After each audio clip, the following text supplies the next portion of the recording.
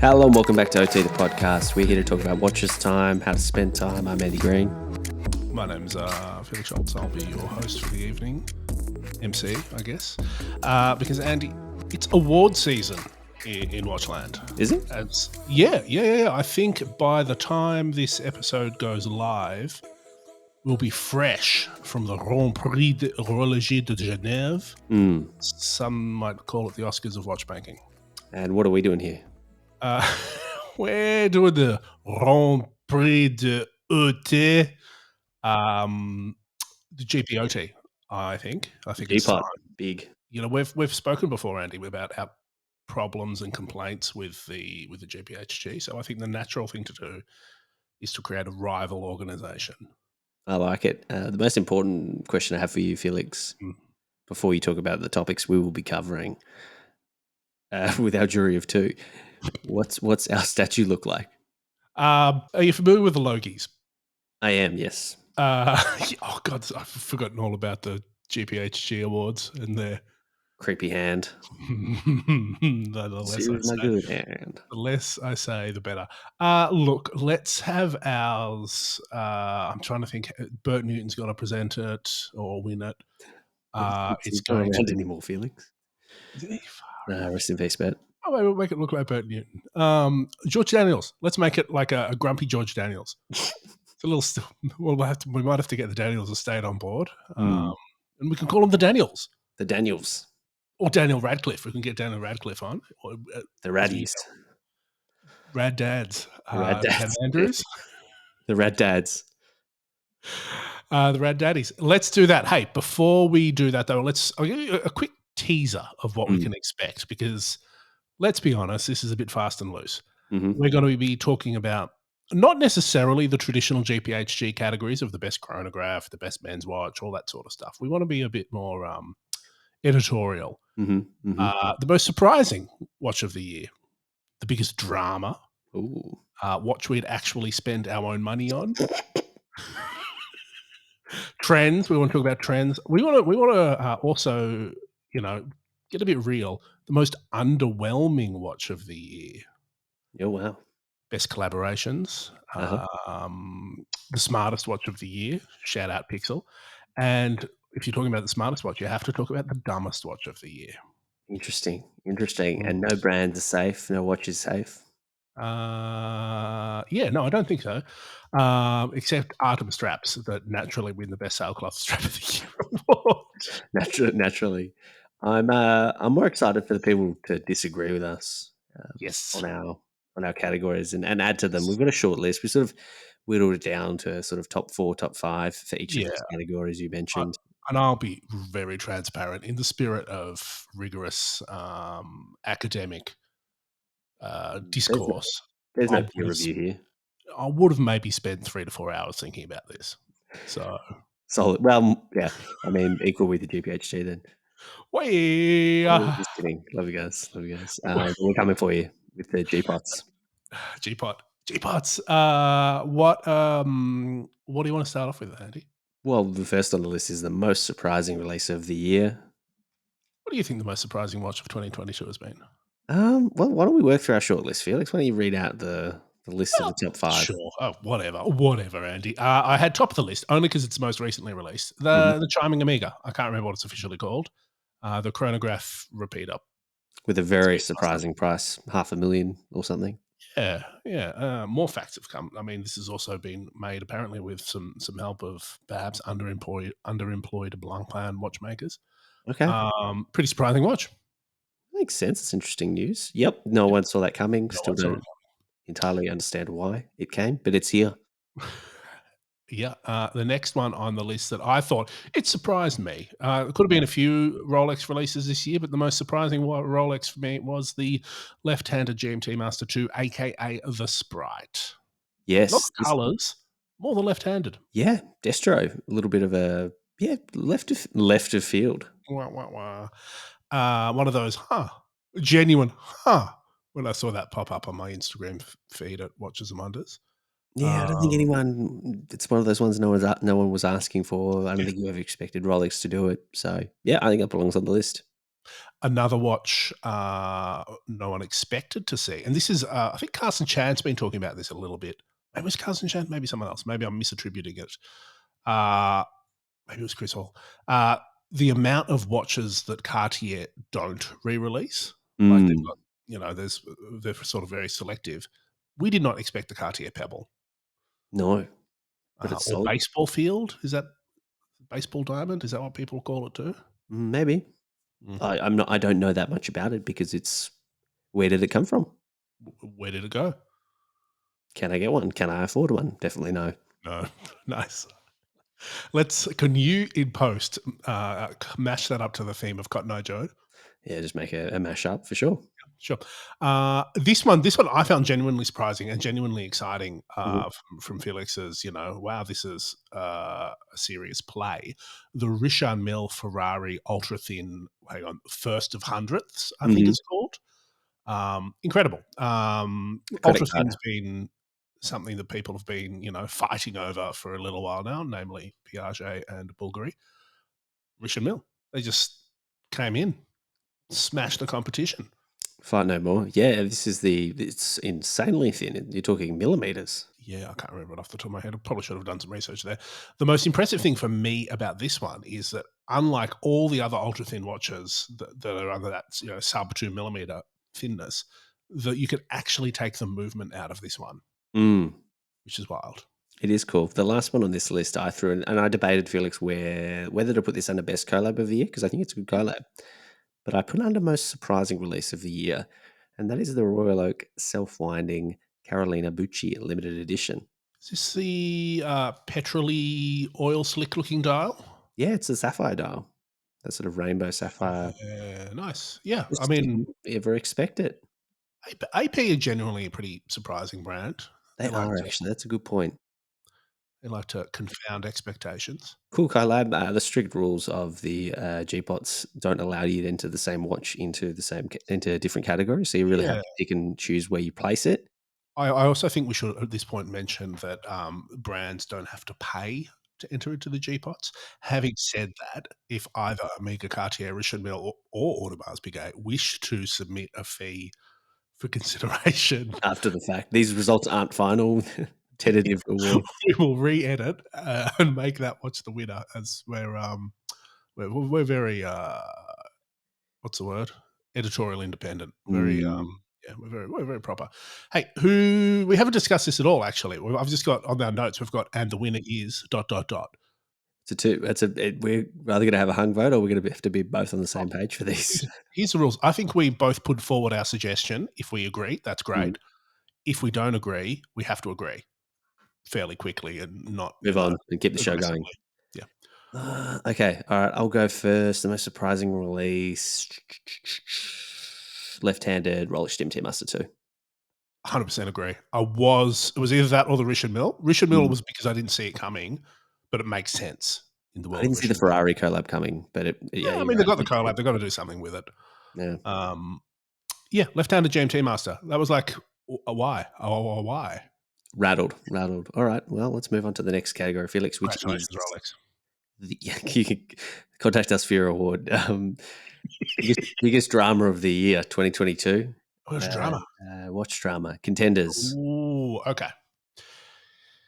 I think we need to do a little bit of defining as to what drama is. Yep.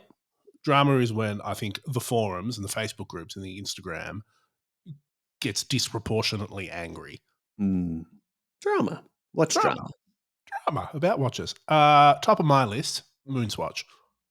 Yeah, that was big drama. Could have been, Still kind again, of could have is. been the best collab. Could have been the biggest surprise. It felt right under drama. I think it belongs under drama. Yeah, I think that's Cool. fair. What a schmozzle. And now this one, to quote to use a phrase often used by the publication that we're talking about, is a little bit inside baseball. Hodinkee staff leaving. This is low key drama. Maybe less talked about, but whether there's been a bit of an exodus from the big H. Yeah, well, I think a lot of people that really built and had such strong voices on Hodinky, just sort of one by one Yeah. disappearing over the last year and a half. I think that's been pretty noticeable in many ways. You're right. Yeah, and I think this is sort of like, a lot of people have been talking about how Hodinkie's been changing tone and voice recently, but, certainly when someone like Jack Forster leaves, that's a very obvious voice missing from that mix. I Mm. don't know. We're not here to evaluate the drama, but it is drama. Yeah, no, I agree. Watch crime with an exclamation point, Felix. Yeah, there's been Big talking point across watch forums. yeah, look, big fuss. I think a little bit of hyperbole. I think it's Mm. always, we love a sensationalist crime story, especially when we can blame people from some sort of marginalized group. Uh, but yeah, and also I think this is sort of fueled by all those sensationalist videos that we're seeing too. Yeah, but you know what? Be cautious. Be smart with your watches and where you keep them and how you store them, and when you go out, just be alert. I think so. Yeah, and I think this is like we're seeing an exploding interest in watches. Mm. So it makes sense that that interest comes from, people that are buying watches and also people that are stealing them. Yeah, I mean the days of oh, that's a nice watch. Oh yeah, it is. Thank "Oh, you. what's To that?" oh, that's a nice $15,000 watch that you can't get. That Yes. I know five people will buy off me for cash and it'll Yep. disappear. The negative side of the what you can recognize from across a room. Mm.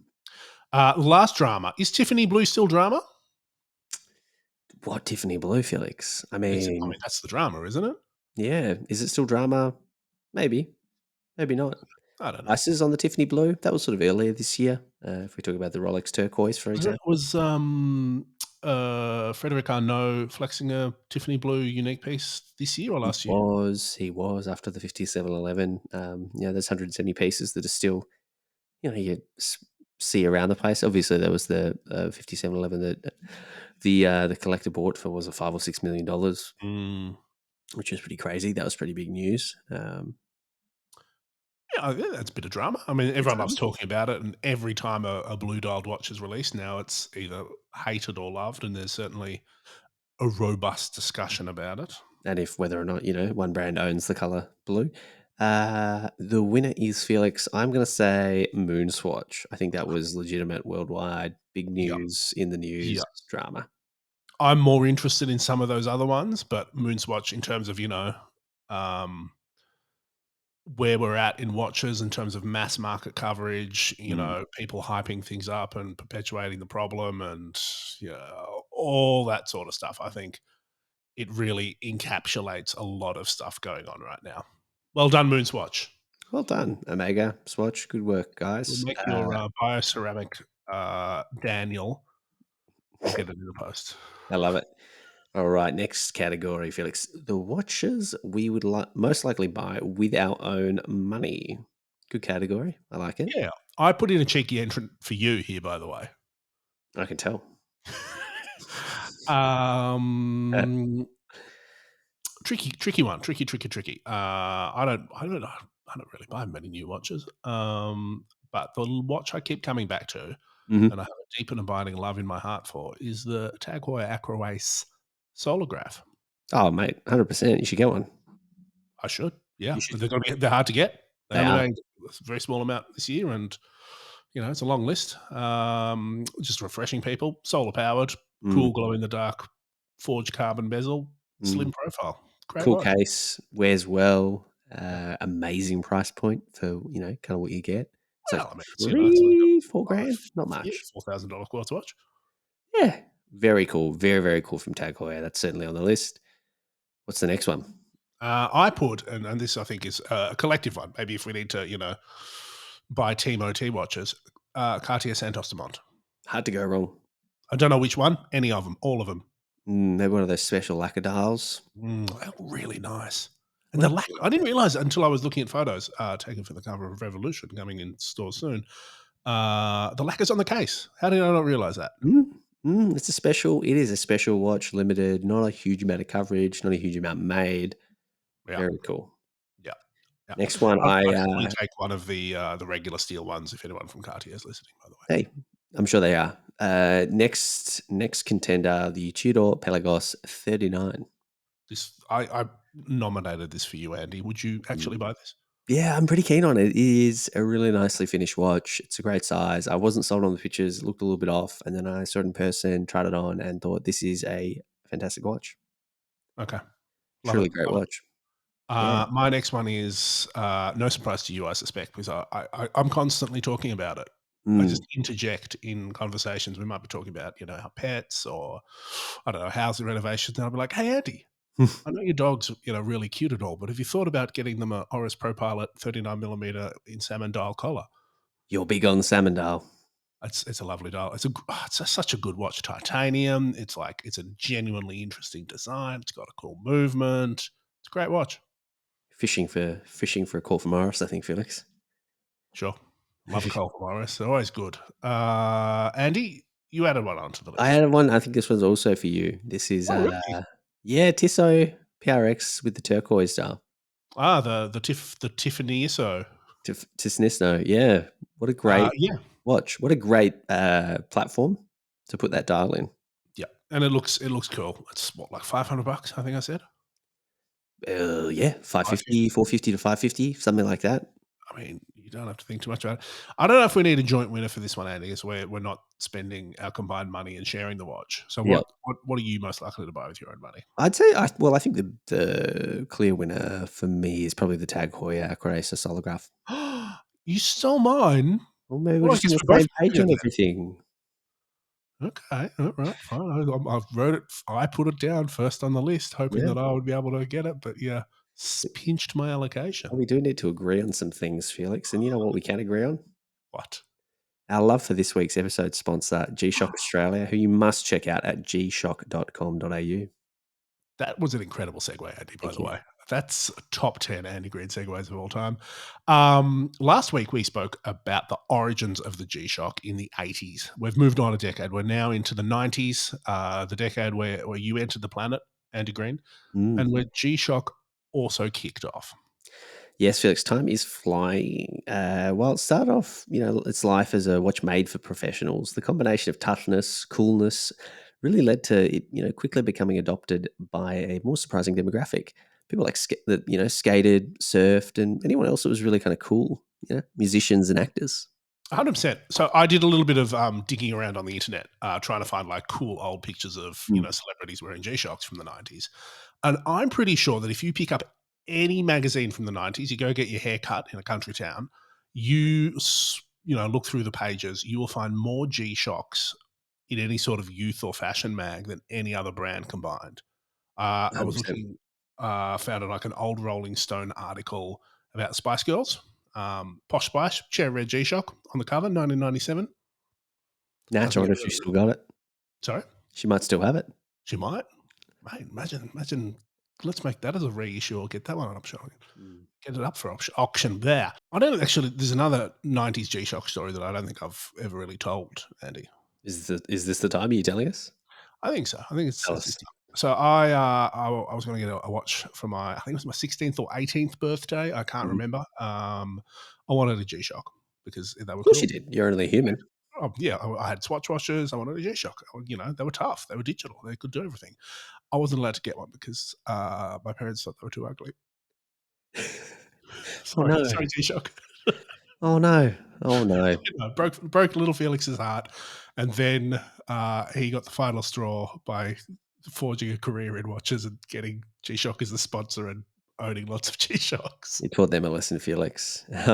Aside from the birth of myself, the 1990s also saw a lot of technical innovation to go along with the surge in popularity in G-Shocks.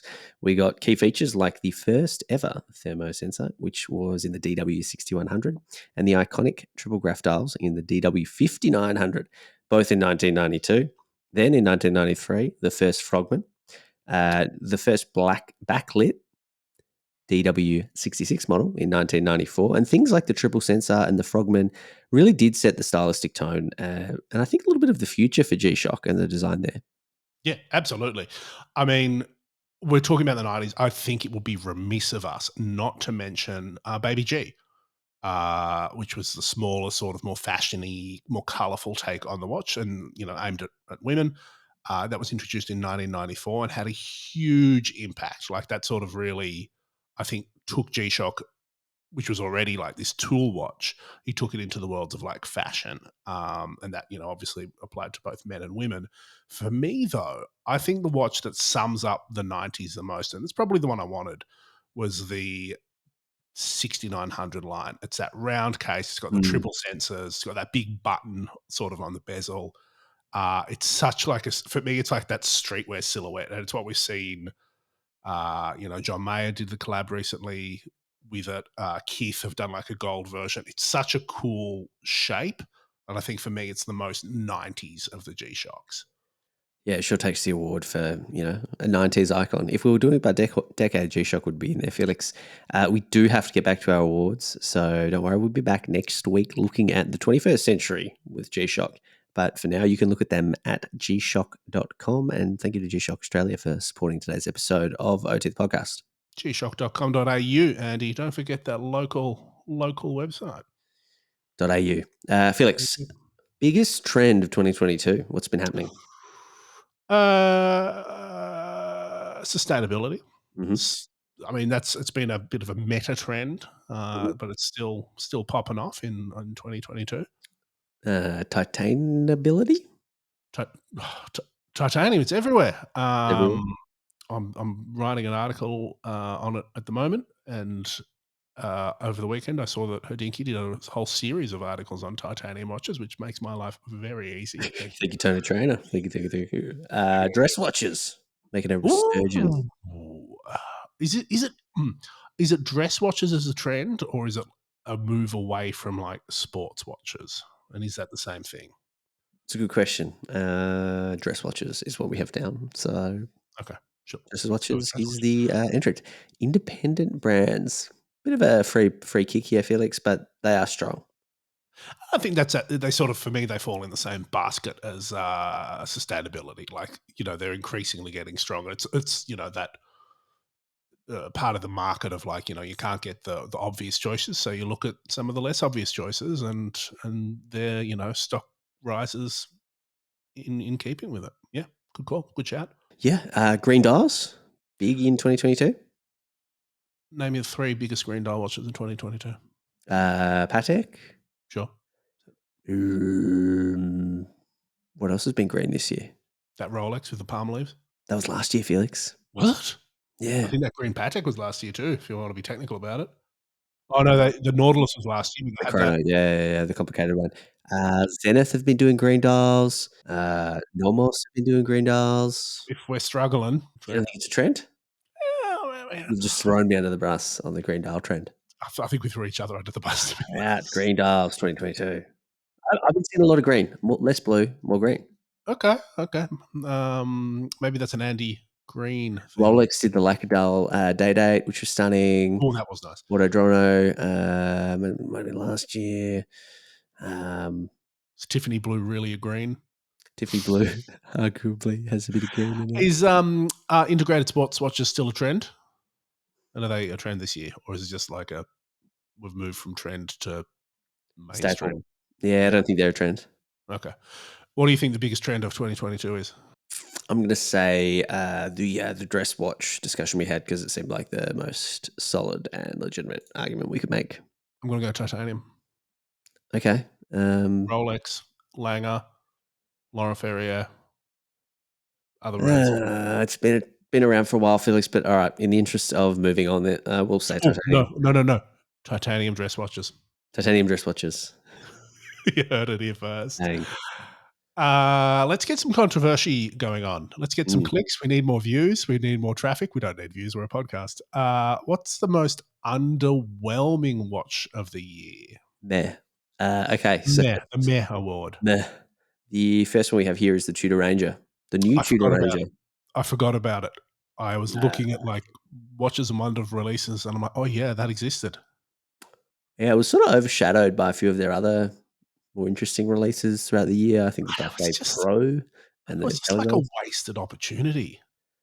It's not a huge amount different. I mean, it's different, but it's between that and the sort of the stock standard Black Bay, the no frills, not the divey bezel one. Yeah, bit of a nothing watch. The Patek, the new Patek 5811 white gold Nautilus. Meh. So we sort of saw that coming. I don't think anyone really believed that the Nautilus would be gone forever. Mhm. S The, the Bremont in-house integrated watch. This is the Supernova. It is a supernova, Andy. Wha why is this underwhelming you, Andy? Why is it underwhelming me? Simple. It's sort It's of the integrated. It's got a triptych case. it's just not, that nice to look at, and it looks a little bit big, and I think for the amount of hype that went into sort of the in-house mission that they've been on. Is this what you want to lead out with? Yeah, I would argue that it is not fitting in the world and brand ethos that Bremont has spent the last decade creating. No, I just feel like they could have done. I think they tried to incorporate too many ingredients, and the recipe got a Mm. little bit lost in the way. So that's why I'm saying it's underwhelming. The last one, Look at you moving right along. moving on, the Audemars Piguet Royal Oak Offshore Music Edition. Tell me which one this is. This is the one that has like the equalizer Oh, dial yes, thing. square set Yeah, stones with yeah, nice. Perfect for podcasters. could have been super cool if you're going to do a music edition. I just feel like it's not that cool. Maybe it's just not for us, Maybe Andy. it's not. It's I don't think they want to sell us one. But the winner for me, Felix, here has to be the Tudor Ranger. Oh, so what's top of my list? Mhm. I mean, okay, yeah, I was gonna say the 5811, but I Mhm. think the 5811 can go into the let's not mess with a winning formula and, Yep. why reinvent the wheel. Shooter Ranger, I think that wheel needed to be reinvented a little bit. Yes. Yep. Underwhelming. It's just an underwhelming release. It just could have been better. That's by definition. Let's move on to more happy territory, Andy. Yep. Best collaboration of the year. I've just realized you're not doing your sound Oh, effects. which one is it? Do you want a sound effect? Do a sound effector. You get one.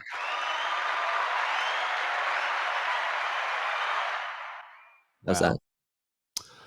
But we should have done that when we award. Remember what button that is? Oh, Oh, we got the no. laughs. Oh, no. No. Alright, it's getting out of hand. Alright. Best collaboration of That's the why year, we Felix. okay, top of my list, not, just because it was the first that came to mind, Tag Heuer Mario. Yep, big fan. Yep, it's fun. It's fresh. It's on brand for Tag Heuer. I don't know if it's on brand for Mario, but it's got Mario on it. I don't really care. Yep. Next one on the list you're a big fan of. Residence, Uh, Alain Silberstein. yeah, for Grail Watch. Mm, This is the Horror Mundi. I think it's just really cool. it is a very cool watch. It's a I like this because Resonance has a cool sort of, design language and option there. Alain Silberstein obviously has a cool design language, but this watch also evolves. Like it's not just those colors and shapes that we're used to from Alain Silberstein. There's like other elements in there, so it feels contemporary. I'm really into it. It's really harmonious, the kind of the way the different, iconic design cues from each of those 2 guys came together, Yeah, well done. and it works. So Mhm. fantastic work there. That's I don't know if we leave it here, but there's others on the list, Baltic and A Collected Man. Yes, I like this. It was a really nice classic, you know, Patek-ish, FP Journe-ish without the price-ish. Like most things that A Collected Man do, tastefully done. Now, they did tease another collaboration, with Roger Smith, of course, which I think could be quite exciting. It's a pretty big deal. We've not seen it, Yes, but it's huge. that's the Um, caveat. This is the caveat on the list that this isn't out yet. I mean, maybe we guess maybe ACM gets a separate category for the most exciting, watch retailer of the year. Mm, yep. Look, and honestly, if anyone should get the Georgia Daniels, it's probably ACM. It's Like, probably, yeah, you should get an honorary George, Danny. yep. Moser in the Armory did a really cool Endeavour Small Seconds Total Eclipse, in, I think, January of this year. I can't Beautiful remember to watch. be honest, but I'll take your word for it. Well, it's the Armory, so you know Yeah, it's gonna be tasteful. yep, nice. Your last one. Louis Arad and Messina. Yeah, look at both those guys do excellent collabs. So It's all Messina does. This one had a really cool dial. I think it was quite a hit. I think it deserves to be on the list. bit of a bigger case. Is this one I'm Mm. thinking of? A bit Yeah, it chunky. had like the silvery kind of texture dial. Okay. Who takes the cake for you? I think it's gonna be the Resonance for me. Oh, Hmm. you're not sold? You thinking Baltic and ACM? No, I'm thinking Tagore and Mario. Big on I that. just, I don't know. There is something that I really enjoy A, about a Tag Heuer tourbillon, Mhm. but B, about the ridiculousness of having little Mario Kart racing around on the tourbillon. Like, I think that's a really, in the same way that the Mhm. Renaissance and Alain Silberstein brings forward, like, it's not just, putting a label on a dial, it's a good integration. But I think let's give it to Renaissance and Alan Silberstein because, you I'm know. happy to go with Mario. You make a compelling Mm. point. No, I think we're going. I hope there's going to be more Tag Heuer and Mario Mhm. next year. So maybe they can win it next year. Okay. There you go. Congrats. Let's go with Renaissance and Allah and Grail Watch. Fantastic work, guys. Speaking of fantastic work, best Artem watch strap of the year obviously goes to Artem straps, which you can, check out all their amazing straps at artemstraps.com, Felix. Artem.straps on Instagram. If you had to choose the best Artem watch strap of the year, what would you go with? As always, Felix, I land on their fantastic sort of seatbelt NATO straps, comfortable, elegant, a little bit classier than your sort of run of the mill NATO, and of course, a luxury feel on the wrist. What about you? No surprise here, loopless. Anti-loop. Felix is done with loops. He's Yep. 2022 in his 30s. He's not doing loops anymore. And No, if you know you're done with loops, what Bruce Willis movie I hated? the looper, Yeah. done. He's out of here. And if you're done with loops like Felix, check out artemstraps.com, who have been supporting OT the podcast all year. And of course, get a Danny award as well. Sure. And not only Danny, they paid for theirs, to be honest. Two categories left, Felix. The dumbest watch of the year. Whew. This is Can I just wanted everyone to know this. You didn't make any additions to this list. I put down 3 watches. I don't know if you agree with me. I don't know if you disagree with me. I don't know if you're going to put in some surprise additions. I'm going to I think start. it's just my, bright and optimistic outlook on life that saves me from You just even don't want engaging to in this burn your bridges, do you? category. Felix's top contender or top of the list, the Rolex, whatever it is, that titanium one. The Very cool. challenge, deep sea challenge. Yeah, it's a dumb watch. It is so big. But you know what? Interestingly, I saw someone posting it on a Sharp Mill, one of those the circle designs. It's like that, whatever it is, RM, but it's 50 mil Mm. as well. Look, I don't have any fundamental issue with the 50 millimeter titanium ultra deep dive watch. Mm-hmm. It's just not what I expected Rolex to make, nor would I have said Rolex should have made it. Yeah, I'm not sure what the demand on these. I don't think these are going to be made for a very long time. I think it's going to be a 1-year production, 2-year production. Okay. The next one, I don't know if you're familiar with this delicious brand of ice cream / watch, the Speak Marine Ripples. This is the gold sort of texture dial. It's like there is a textured dial. It's got would you say, a ripple pattern on the dial, but it's also an integrated sort of sporty case. This was the anniversary piece, right? No, I don't know. It's a regular addition to the Speak Marine line. For me, this is dumb because I find it deeply sad because Speak Marine is named after a guy named Peter Speak Marine, who is no longer has the rights to his own watch name through, Yep. Very dumb. They did do a gold dial for the anniversary, but yeah, you're right. This is a production watch as well. It's just a silly looking, just a cash grab. Yeah, hey, let's do an integrated sports watch. They obviously aren't listening to the awards because they would know those are done. Those are over. Yeah. Also, Ripples, silly name. I don't know. It's got It's my a sort goat. of a wave thing. Oh yeah, no, it's like I don't disagree. The dial has a nice wave to it, but it The is world didn't need this watch. it's like that Bell and Ross sporty watch, and Yeah, but that works. Like that's that works a better, nice yeah. watch to wear. Having said that, I haven't worn the Speak Marine Ripples. It could be great. Yeah, there's ticking boxes, isn't it? The last one on the list, Felix. Big fans. We are huge fans of this. The Jacob and Co. Godfather timepiece. 50th anniversary edition. 3-axis tourbillon. Musical boxes. Lots of other stuff going on. It's not for me. Is it not for you because you didn't get invited to Sicily like most of the world's watch media? No. And I have seen some particularly rakish comments going, why have you released this now when all your customers have had their assets frozen? Oh, oh. Um, Do you want to make any additions to this list? no, but You good? yeah. You don't want to stick your neck out? I can't think of anything. I feel like we have all these conversations in private around the dumb releases. And then we let go of, we breathe out and let the anger pass. This is a Throw a man under struggle. the bus. I love it. Hey, who's the winner? This is a struggle. It's hard to pick. It's easy for me. They're all pretty bad. Rolex Rolex. needs a challenge. Rolex. Yeah. Easy. Jacob, it's what they do, at least. Mhm. Speak Marin doesn't really matter to anyone. Rolex. Why would you do this? Oh, wow. Okay, the smartest watch of the year. Rolex, your award is in the mail. Didn't you get another one for like the most surprising watch? Yeah, there you go. Net neutral for our friends at Rolex. The Apple Watch Ultra, smartest watch of the year. Fair call. It's a very smart watch. Yep. Wearing mine now. The Cheetah Black Bay Pro, pretty smart. I thought that was very smart. It's a smart watch, smart looking watch. It also, I think, revitalizes the Black Bay Pro a little bit. Like it was no, very. Is this smart release or smart in intelligence? It was a little bit of wordplay, a little bit of a little bit smartness I was using there. Yeah. Cartier Santos Dumont. Why is that on here? It looks smart. There you go. Get smart. The Casio Full Metal. Oh, this is cool. This is a cool watch. Just smart. Like, I mean, obviously you had to do it. Like it's commercially smart. I would say this was. Yep. Got one downstairs in the silver case. It is. Do you? Yeah, it's awesome. Did I see any pictures? It's great. It's actually really cool for the $12-ish $100 price point. I think it is.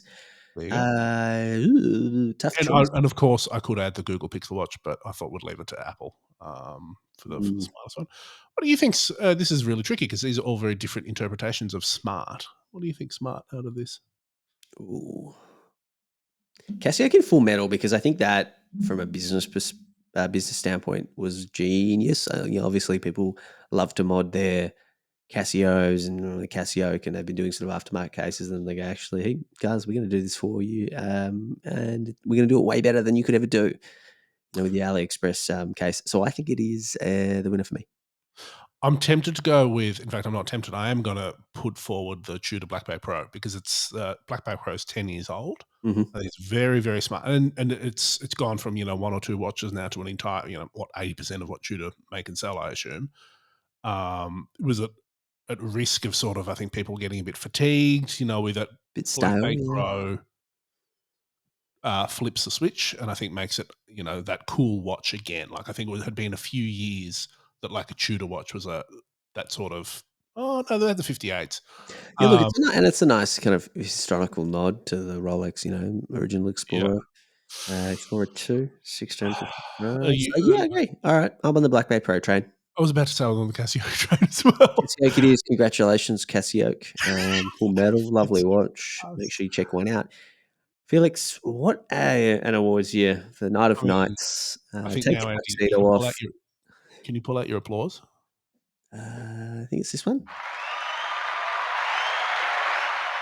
Thank you all for listening to the podcast. We couldn't do it without our sponsors, Casio, G-Shock. Check them out at gshock.com.au, Felix. And of course, Artem Straps. Got straps on Instagram. Fantastic. And if you want to email us to disagree with our choices, don't. But if you want to join our Discord, we will link it up. Yes. Please give us some robust feedback there, or you can jump on our Instagram, ot.podcast. And also, I think we need to make this. I think we need to get our award thing made up. So if you are an artist, or can have a subscription to some sort of DALL-E AI bot, make me an award statue looking like George Daniels / Daniel Radcliffe. Yeah, maybe that'll make it into the show notes. And of course, if you like OT, the most important thing you can do, aside from listening, subscribe, tell your friends, tell your family, tell your watch, nerds that you meet on the street. And of course, leave us 5-star reviews because we love it and we love reading them. Until next week, Felix. It's exciting. We'll talk to you next week. I'm just see you guys then. In the award season glow. I love it. Now it's time for the after party.